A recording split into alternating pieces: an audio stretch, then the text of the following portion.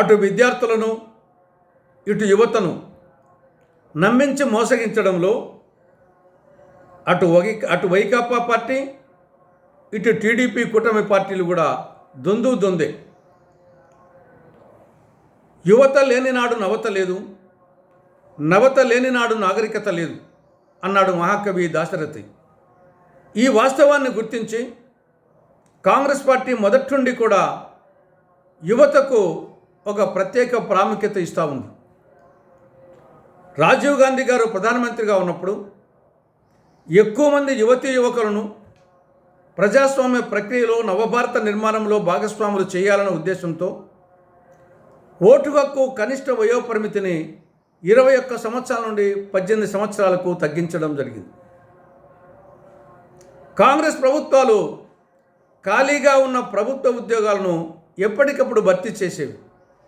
DSC ద్వారా కానీ, police recruitment ద్వారా కానీ, లేదా ఏపీపీఎస్సీ ద్వారా కానీ ఎప్పటికప్పుడు ఖాళీలను భర్తీ చేసేవి.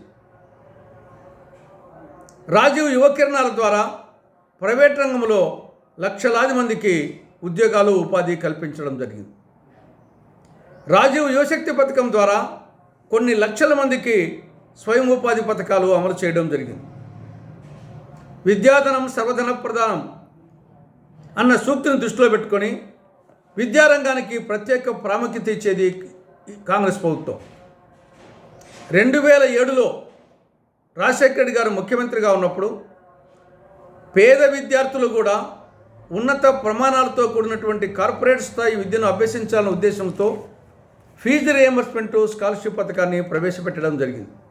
తద్వారా కొన్ని లక్షల మంది పేద విద్యార్థులు ఉన్నత చదువులు చదివి ఉన్నత ఉద్యోగాలు పొంది ఈరోజు ఉన్నత జీవన ప్రమాణాలతో జీవిస్తున్నారు.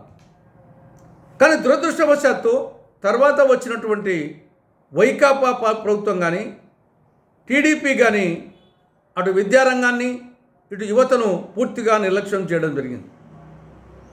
వైకాపా ప్రభుత్వంలో అనేక విషయాల్లో విద్యార్థులను నమ్మించి యువతను నమ్మించి మోసగించడం జరిగింది.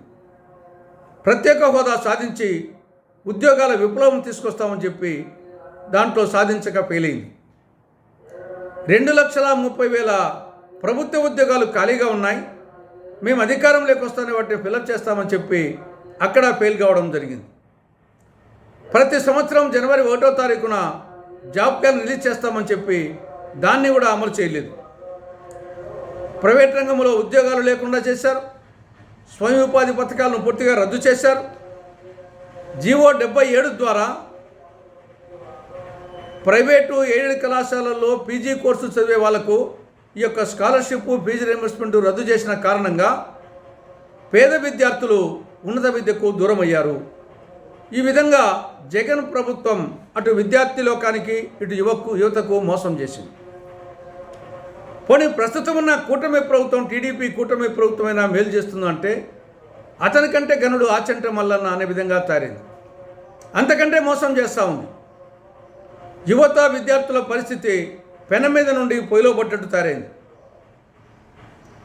తొలి సంతకం చేసిన మెగా డిఎస్సికే గతి లేదు. 2024 జూన్ 12వ తారీఖున ముఖ్యమంత్రి హోదాలో చంద్రబాబు నాయుడు గారు తొలి సంతకం మెగా డిఎస్సి కోసం 16,347 పోస్టుల కోసం సంతకం చేశారు. 9 నెలలైంది, ఇప్పటికీ అతిగతి లేదు. తర్వాత నిరుద్యోగ వృత్తి కింద నెలకు 3,000 రూపాయలు ఇస్తామని చెప్పారు, ఇంతవరకు పైసా ఇవ్వలేదు. వచ్చే బడ్జెట్లో కూడా 2025-26 బడ్జెట్లో కూడా కేటాయింపు లేవు. దాంతో ఫీజు రియంబర్స్మెంటు ఈ యొక్క స్కాలర్షిప్ పథకాల కింద 4,600 కోట్ల రూపాయలు పెండింగ్ బకాయిలు ఉన్నాయి. తర్వాత వైద్య విద్యకు సంబంధించి 2,500 ఎంబీబీ సీట్లు మన రాష్ట్రానికి రాకుండా పోయినాయి.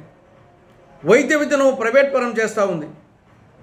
కానీ ఈ నేపథ్యంలో కాంగ్రెస్ పార్టీ డిమాండ్ నంబర్ 1, వెంటనే మెగా డిఎస్సిని అమలు చేయాలి.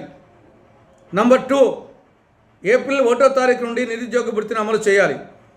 నంబర్ 3, మనం నష్టపోయిన 2,500 ఎంబీబీ సీట్లను వెంటనే తెప్పించాలి. 4, మెడికల్ కళాశాలను ప్రైవేట్ పరం చేయొద్దు. 5, ఫీజు రియంబర్స్మెంట్ కింద స్కాలర్షిప్ కింద ఉన్నటువంటి పెండింగ్ బకాయిలు 4,600 కోట్ల రూపాయలను వెంటనే విడుదల చేయాలని కాంగ్రెస్ పార్టీ రాష్ట్ర ప్రభుత్వాన్ని డిమాండ్ చేస్తూ ఉంది.